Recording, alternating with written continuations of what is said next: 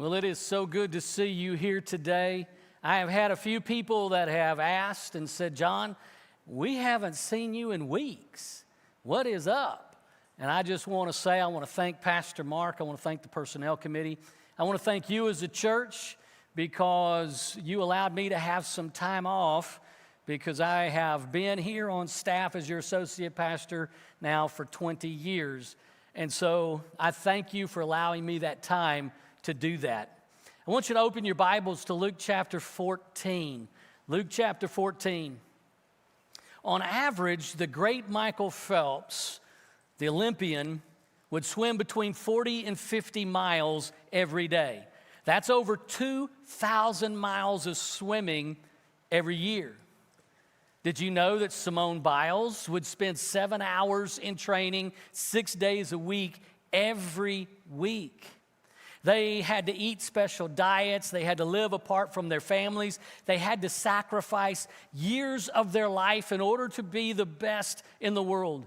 Now, we only saw the end. We saw them get their medals and things like that, but we didn't see their daily workouts or the grind that it took on them. You know, Phelps started swimming at the age of 7. Now, can you imagine sitting down with Michael Phelps at the age of 7 and telling him that it would take over 30,000 miles of swimming for him to be the greatest? Simone Biles started gymnastics at the age of 8. As I said, she would train for 7 hours a day, and all that did was give her a chance to be on the Olympic team. Sitting down with them at that young age, I think their eyes would have just glassed over. You might as well have been trying to teach those two kids the Riemann hypothesis, which is the holy grail of math. When that hypothesis came out, it hadn't been solved in 162 years. You know what? No normal 7 or 8-year-old would have been able to fully understand the blood, the sweat, the sacrifice, and the tears that it was going to take for them to achieve greatness. I don't think we'd understand that as well. You know, the Peace Corps has a saying, if you're not doing something with your life, it doesn't matter how long it is. In the same way, when we accept Jesus into our lives, doesn't matter how long our lives are, if we're not living for Him, we need to understand if He's really in our lives, then we are not going to remain the same. Life without Jesus isn't really living. It's just being alive. You know, there are a lot of people that are just going through the motions of existence without really understanding, and they're missing out on living. They get so busy searching for something to fill the emptiness in their lives that they completely miss out on what the true meaning of life is. You know, grace is free. Salvation is expensive. Billy Graham said that, yes, grace is free and salvation is expensive, but salvation is free through Jesus. You know, we spend a lot of time in church and we talk about making a decision for Jesus, but then I think sometimes the goal for a lot of Christians in this world is to do as little as they have to do in order to still make it into heaven. You know, when things get painful, a lot of times we give up, we walk away. We do this with God. We do this with our marriages. We do this with our friends. We'll do something as long as it's easy, but when it gets a little tough or a little painful, a lot of times we quit. But anything worth having in our lives is going to be difficult. If we walk away every time something in our lives gets difficult, then we are not going to have what life really intends for us. We're not going to have the abundant life of Jesus, and we're not going to have anything worth actually having. You know, a lot of Christians, they accept God's free gift of salvation, but they're not willing to do the tough part, and that's really following Him. And I think that's the biggest problem in Christianity today. When things get painful, we give up. We walk away. We just don't do what God wants us to do. And for that fact, Christianity is not what it used to be in our nation. Does anybody here really believe that you're doing all God intends for you to do with your life? Do you? Anybody here that you know my life is completely fulfilling God's purpose for my life? Can you define your purpose? Can you define your reason for actually being? It's imperative that we find our true calling in Jesus. One theologian said it best: a man will never become outstandingly good at anything unless that thing is his ruling passion. There must be something of which he can say, for me to live is this one thing. What is your one thing? I can tell you it took me years to figure out my one thing, and it's not even original with me, because I found out that my one thing had to be, for me to live is Christ, and to die is gain. Let's look at Luke chapter 14, verse 25 through 33 as I put these things on so I can see. Now great multitudes were going along with him, and he turned and he said to them, if anyone comes to me and does not hate his own father and mother and wife and children and brothers and sisters, yes, even his own life, he cannot be my disciple. Whoever does not carry his own cross and come after me cannot be my disciple. For which one of you, when he wants to build a tower, does not first sit down and calculate the cost to see if he has enough to complete it? Otherwise, when he's laid a foundation and he's not able to finish, all who observe it begin to ridicule him, saying, this man began to build, he's not able to finish. Or what king, when he gets out to meet another king in battle, will not first sit down and take counsel to see whether he is strong enough with 10,000 men to encounter the one coming against him with 20,000? You see, the odds aren't real good right here. It's 2-1. Or else while the other is still far away, he sends a delegation and he asks for terms of peace. So therefore, no one of you can be my disciple who does not give up all of his possessions. What Jesus is saying here is different from anything that he has said before. I find it pretty hard to hear Jesus say 3 times, you cannot be my disciple. You know, there were huge crowds that were following Jesus, and he says these words when his popularity was at its highest.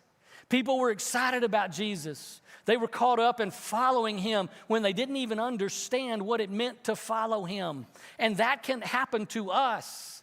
We get excited about following Jesus, but we don't know what it requires.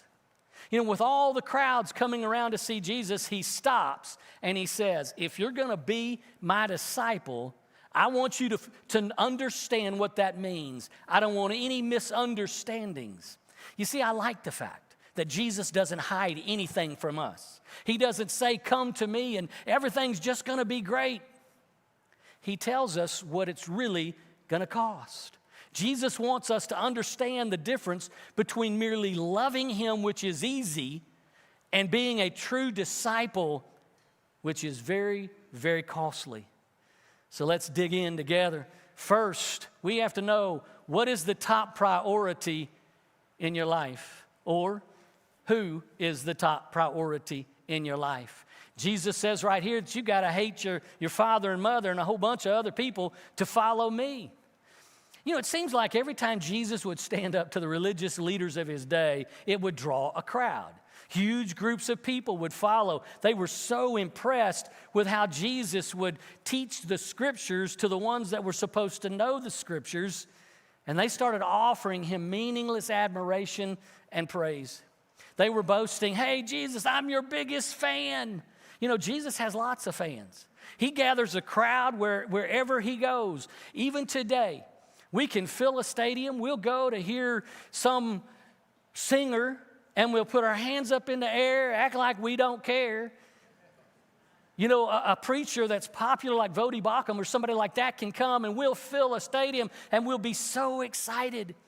In our life groups, we'll go because we want to discuss Jesus' life and his teachings like it is some academic course. But he doesn't have many people who actually want to get in the game. We'll fill the stadium, but not enough of us really want to play. But being a disciple demands total, unwavering devotion. A disciple is someone who desperately wants to be like Jesus, so they pattern their life after him. A disciple is someone who finds their identity, their purpose, their meaning in life in following Jesus. Someone who sets Jesus up as the focus and the center of their life. A disciple is an unstoppable follower of him. He becomes our perspective. He becomes the lens through which we see the world. You know, when somebody makes a decision and then they don't follow up in discipleship, it's very easy for them to still live like the world and have all the world's fears and worries and priorities and especially a lifestyle. But disciples are believers who live like Jesus. They care about the things that Jesus cares about. And if you were Jesus' disciple, then that means he's your top priority even over your family. Now, obviously here, Jesus does not mean that in order to love him, you got to hate your folks.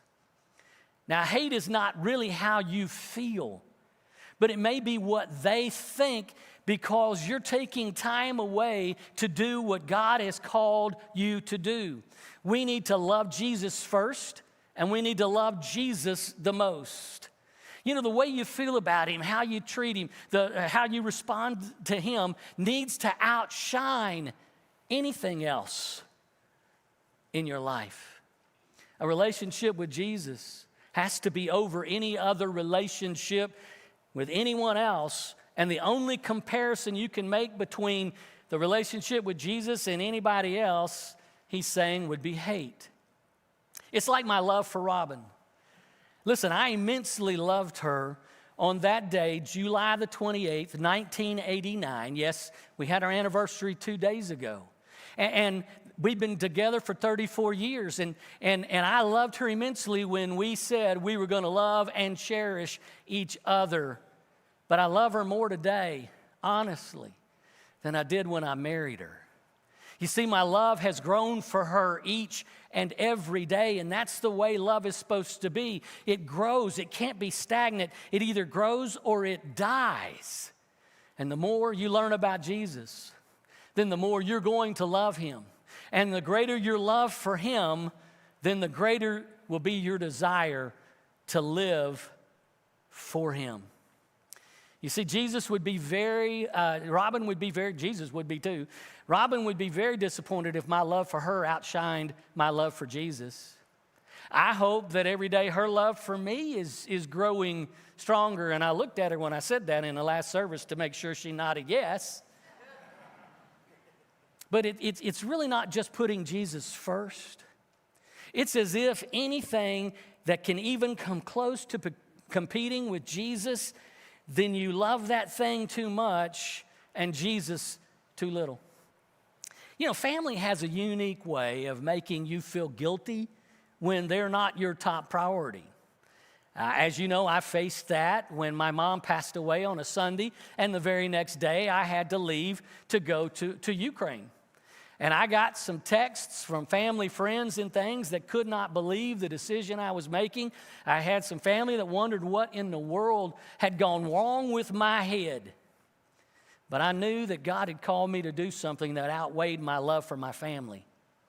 You know, there's some places we go in the mission field that we send teams to that if someone invites Jesus Christ into their life, then their family might actually try to kill them. You know, Jesus is telling us, when you follow me, expect opposition. Not everybody's going to like the fact that you put Jesus in first place. You may not be so popular, but don't try to keep your popularity and hide Jesus. Don't do something unethical at work just because your boss wants you to and hide Jesus. You know what? Don't be that person who says, I'm going to hear, but I'm not going to do. And so our love for Jesus is second place. You know, it comes down to priorities. If someone or something competes with you for his devotion, his attention, then you are really not ready to follow him. Number two, if we're going to be real. You know, when God asked me to preach this passage, I looked at him and went, for real? But we want to be real, and if we're going to be real, we have to know it is not someone else's responsibility. It is ours alone. What comes to your mind when you think about a cross? When we were remodeling the church, everybody wanted to know what was going to happen to the big cross. Where's it going to go? So we put a cross on either side and lit them up. Now, that's a religious ornament. Maybe it's something that you carry. But in Jesus' day, they thought of something totally different. They thought about death and torture. You know, when he told them they need to take up their cross, he was meaning that them and us, we have to be 100% sold out to him. You see, being a follower of Jesus is not carefree because we have to carry a cross. Can you imagine what went through the people's minds when Jesus said, I want you to take up your cross? They were probably going, a cross? Whoa, nobody said anything about a cross. I'm not going to carry any cross. But when you carry a cross, it means that you're going to do things Jesus' way instead of your way. It means that you'll no longer live for yourself, but you're going to be completely living for Jesus. You see, the cost of discipleship is sacrifice. It's sacrifice. And Jesus wants us to know sacrifice will come. All the apostles, except for John, died horrible deaths. I'm going to share a few of those with you. Although John died of natural causes, he was boiled in a pot of oil. Sounds like that hurt. Peter's crucified upside down, and he said, I am not worthy to die the way that my Savior died. James, the son of Zebedee, was put to death by the sword of Herod. Matthew was put to death by the sword in Ethiopia. James, the brother of Jesus, tradition says he was taken to the southeast pinnacle of the temple, and he was thrown off the pinnacle of the temple 100 feet below to his death. Problem was, he survived. So they decided to beat him to death with a club. Bartholomew, also known as Nathaniel, was flayed to death, and then he was beheaded. Andrew, Peter's brother, died on an X-shaped cross in Greece, and he said, I have long desired and looked forward to this happy hour. It took him 2 full days to die. And they said that all that time he was sharing Jesus with his executioners. Thomas was speared to death in India. Paul, they say, was tortured and beheaded in Rome by Nero. Matthias, who took Judas's place, he was stoned and beheaded in Georgia. There are a lot of SEC teams that feel the same that way when they go to Georgia. Had to break that up with a little bit of humor. But like Jesus, they said it's better to die for Christ. For me to live is him, and to die is gain. And one day, we might have to face that same decision for Jesus. You know, when I was growing up, born in the 60s, raised in the 70s, early 80s, youth groups used to have a skit in church. And the thing that we did a lot, and other youth groups did, is they would get somebody out of the crowd, and then they'd put them on trial to see if there was enough evidence to convict them of being a follower of Christ. You know, if we're really going to do that, we have to understand that if somebody were to put us on trial, there's enough evidence to convict us about being a follower of Christ. If we're really a disciple following him, then we wouldn't worry about standing there and saying, yes, I'm a follower of Christ, and even though you slay me, yet shall I live. Listen, that's what happens when we're a disciple. We're willing to go on trial. We're willing to stand up because we have a conviction in Jesus. Take up your cross means standing up for Jesus in a post-Christian, pagan society that will ridicule our morals and our faith. It's easy to understand what our cross is. Some of us may think that our cross is having to put up with our mother-in-law. Maybe we think it's putting up with somebody horrible at work. Maybe it's an illness. Maybe it's a trouble we're going through. But that is not what Jesus is talking about. He's talking about lifestyle. He's talking about daily going to the cross and dying to ourselves. If we're really going to be a disciple, we have to go to Jesus and the cross every day. What I find interesting is that when someone died on a cross, it was always in front of other people. Always in front of others. For Jesus, it was in front of an ugly crowd. People in shame, ridicule, and embarrassment. With Jesus, they spit on him and they beat him and they made fun of him. Jesus wasn't crucified back in some private place. He was crucified on a hill, so whether you were leaving the city or you were entering the city, you were able to see it. It was a public experience. You know, some people like to follow Jesus.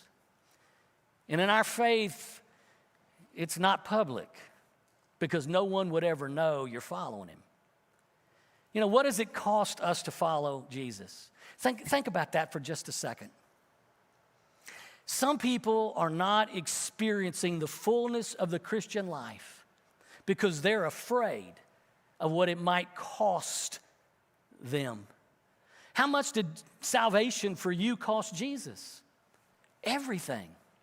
You know, I've used this illustration before, but I want to use it here because it fits. You know, there was a businessman that came to me while I was pastoring, and he said, I'm so sick of you preaching on the fact that you got to be public with your faith. You need to be sharing Jesus. You need to be out there. Everybody should know you're a Christian. And he said, John, Jesus doesn't belong where I work. I said, say what? You know, you're not reading my Bible, and I'm afraid you might not know my Jesus. One day there was an accident and somebody was dying and they were screaming out, what happens after death? Can anybody tell me about Jesus and is it real? And I asked the man, that's a perfect opportunity. Did you jump in there and share? And he went, no. And I went, why? And he said, because the way I live, no one would ever know that I was a Christian. Jesus said, whosoever will confess me before men, let him come after me. Confess is a public thing. And I know you're probably thinking, you know, do I really have to be out there with it? Isn't that what Sunday's supposed to be about? I personally don't believe you can truly follow Jesus and not live for him every day. I don't think we can be disciples if it's not publicly seen every day. If you're truly following Jesus, then people are going to know it by how you live your life. Is it tough to follow? Is it tough to live before your friends at school, before your coworkers at work? Yes, it is. But Christianity is a cross-bearing thing. To really live for Jesus, to act differently, to talk differently from the world. Yes, that's painful. It's going to cost us something to publicly stand for Jesus. The cross in Jesus' day meant that someone was no longer having control over themselves. It meant that their future was over.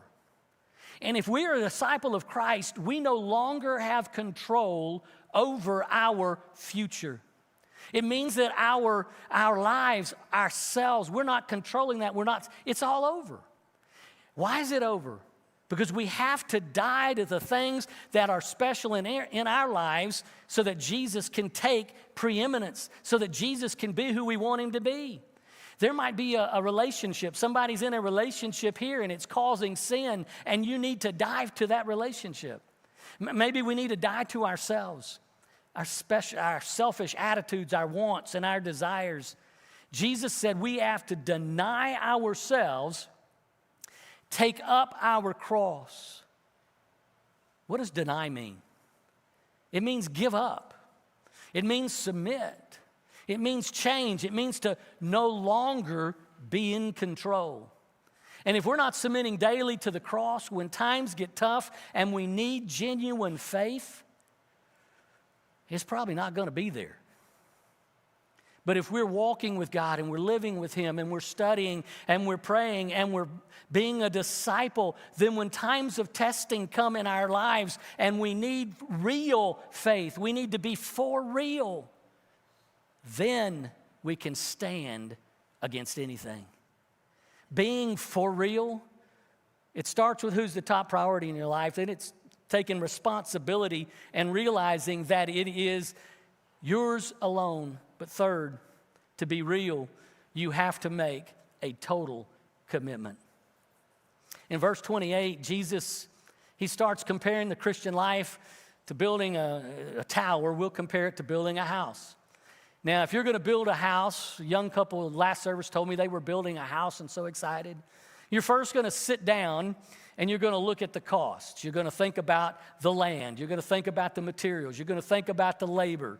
You're going to think about the permits. You're going to think about what the fixtures and all the extras cost to build this house. And then you're going to, as you write them all down, you're going to add that up, and you're going to look at your wife, you're going to look at your husband, and you're going to say, do we have enough money to build this house?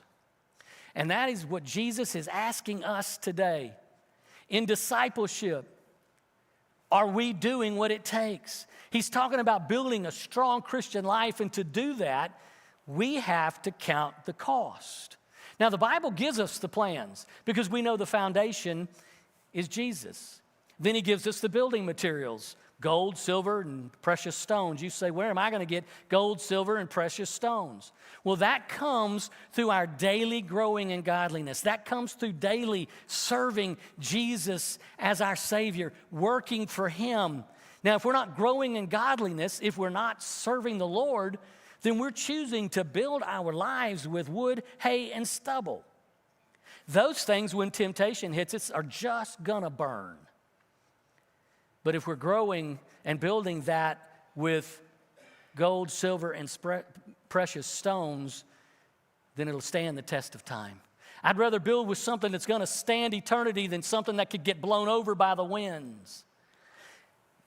We're very excited about our church in Costa Rica. Y'all know that. You gave so generously. I just want to remind you every once in a while, here's a picture of the outside of our church. We're having to do a little work on the cross, and you say that's a cross. It's crooked. Architects, what can I say? And then the other building, you'll get a daytime picture of it. You see how beautiful it is? They are so proud of that. They are so appreciative of you. But listen, I want you to know they've already outgrown that building.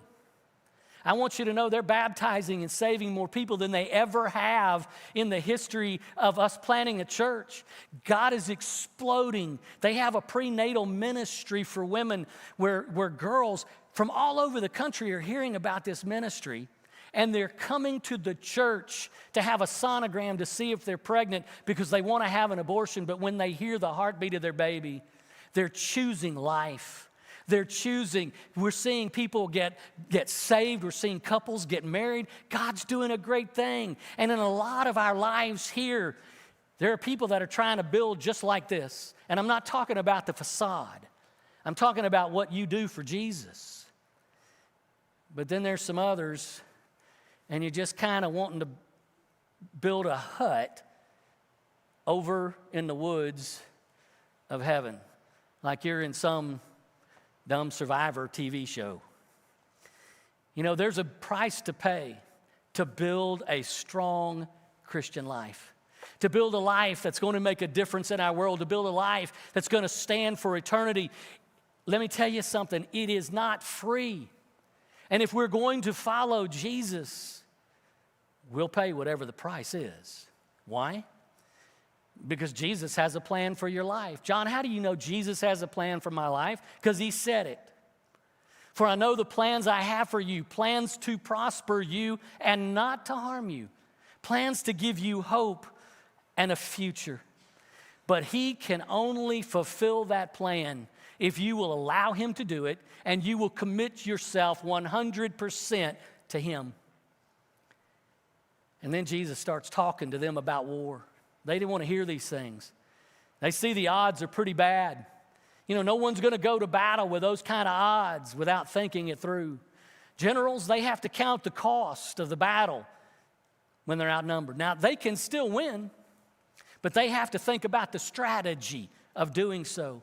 When the war in Ukraine started, the people had to count the cost to defend themselves, and they defended themselves well, still are. But it's destroyed high schools. It's destroyed elementary schools and middle schools and kindergartens where people could have been killed very seriously.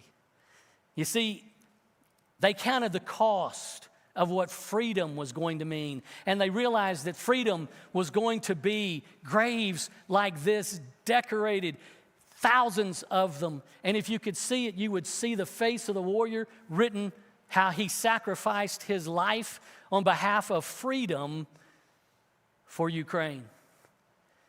But their families would tell you, even in their tears, that the freedom was worth it. You know, the Christian life is fighting battles. There are battles to be fought, there are victories to be won, but we have to understand that we go to war every single day. Satan's not going to give one of us a day off. We can't say, oh, I'm going to live for Jesus on Sunday, but I live for myself on Friday. In Texas, one of my dearest college buddy, he asked me to do his wedding. And of course, I said yes. And then he invited me to the bachelor party. Now, you have to understand, you'd probably be surprised, I'm not invited to many bachelor parties, okay? And this time I said yes. But when I got there, I saw his father couldn't even stand up. I saw everybody, all of the groomsmen and all the friends that went were involved in things that I couldn't even imagine. And then they told me entertainment was going to be there after a while. And I said, see ya. I'm out of here. And I looked at him the next day and said, you know what? You failed. Every day we go to war. Every day we enter the battlefield. We enter it in our schools, our jobs. There's a battle for truth that is being fought. There's a culture war going on in our country today. They can laugh at our morals. They can laugh at our faith all they want to. People can choose to ridicule me if they want to, and they can say, oh, that guy is old-fashioned. And his faith has not kept up with the differences in our world today. But let me tell you something. If somebody ridicules you because you stand for what is true, just say, thank you, Jesus. You see, the simple matter is this. It cost Jesus everything to give you what you don't deserve. And Jesus asks us to surrender everything in return and to stand in the gap and fight the battle for him. You need to give up what you cannot keep in order to gain what you can never lose. You need to give up what you cannot keep, what you cannot take to heaven, to gain what you will never, ever lose. Truth is, instead of fighting battles, living like Jesus wants us to, sometimes we want to hold on to just some little things in our lives. Maybe we want to hold on to just a little bit of gossip or destructive talk. Maybe we want to hold on to just a little bit of lust. We hold on to a little bit of dishonesty. We want to hold on to a little bit of anger and resentment. We want to hold on to a little bit of jealousy, a little bit of bitterness. We want to hold on to our possessions and our free time. We hold on to just a little bit. But that little bit is enough to keep us from being what Jesus wants us to be. You know, we can go into a stadium and we can raise our hands and we can shout and scream and sing along with anybody, but I want you to know something. Jesus is not looking for fans. Jesus is looking for followers. And you're sitting here going, what will Jesus do with me as a follower? Well, let me just remind you, a little boy brought some sardines and some biscuits, and Jesus fed 5,000 with it. He gave all he had. Jesus took 6 common jars of water and made the best wine ever tasted on the planet in order to save a couple's wedding day. Jesus took a little bit of dirt and a little bit of spit, and it brought sight to the blind man. Yes, following Jesus, we're going to face dark nights. We're going to face our own gardens of Gethsemane. But Jesus is not looking for walkers. He's looking for walkers. He's not looking for talkers. Now, I think I said something there. Jesus is not looking for talkers. He is looking for walkers. He's looking for people who are willing to take a step of faith every day, to stand in the gap for Him. People who are willing to say, Lord, I believe. Lord, I want to be used. God, I think you can use me, but help my unbelief. When Cortez landed at Veracruz in 1519, it was to begin his conquest of Mexico. He took 700 men with him. They were his warriors on 11 ships.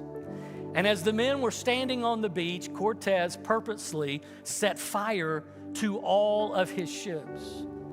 And those men stood there and watched their only means of retreat sink to the bottom of the Gulf of Mexico. So now they have no means of a retreat, but they have one direction that they can go, and that's forward. Forward into the interior to face whatever fate would come their way. As followers of Christ, there's no place for retreat anymore. We have to move forward. We have to move forward with a surrendered heart, with gentle, loving words and not harsh attacks and blistering social media posts. It's time to stand for Jesus and to stand in such a way that everyone will know. As we stand in His love, as we stand in His mercy, as we stand as people who God has forgiven us of some of the vilest things, that we're standing there because we want them to know what it's like to be accepted into His family. And they're going to know that by our love, not our fights. They're going to know we want them to experience the grace that we have experienced. But even if they don't want it, we're not going to retreat. As Christians, we're going to stop backing down. We are not going to stop. And one day, Jesus is going to call us home. And when Jesus calls us home, I want you to know, I'm looking forward to it. I like to think sometimes, I don't want to be Job. I don't want what Job went through. But I'd like to think sometimes Jesus is up there in heaven and He's going, hey, have you seen my servant John? You see what he's doing? Maybe Jesus is bragging a little bit. I don't want the pain that follows, but I'm not going to back away from it either. And when I get to heaven someday, Jesus is going to look at me and He's going to say, I recognize your battle scars. You got that one when you were dealing with those satanic kids in Hobbs, New Mexico. Oh, you got this one in youth ministry and youth evangelism in Longview, Texas. I see these that you got at Dangerfield. I see these that you've gotten overseas. I see these that you've gotten at Willowbrook. But more than anything, John, I see you covered in forgiveness of my blood as a child of God, fully accepted, fully loved. Enter in to the joy of your salvation. I pray that somewhere up in heaven, God's looking and He's saying about you, do you see my servant? Can I ask you something? If you were to go to heaven today, would God recognize you by your battle scars? Father, I thank you. I thank you that you love us. I thank you that you are proud of us, that you do see as we work and as we strive. But God, I pray you'll give us the courage to do more, the courage to be different. Father, when that title came, because I couldn't believe you actually wanted me to preach this passage, Father, I understand that you're calling us to be real. You're calling us because we're losing our country and our world faster to Satan than we've ever seen. And God, I pray that you'll raise up an army in Willowbrook that will stand in the gap and say, I want to be counted. I'm willing to fight the fight. I'm willing to share my faith. God, help me see everybody every day that you have as a divine appointment for me, and let me not miss it.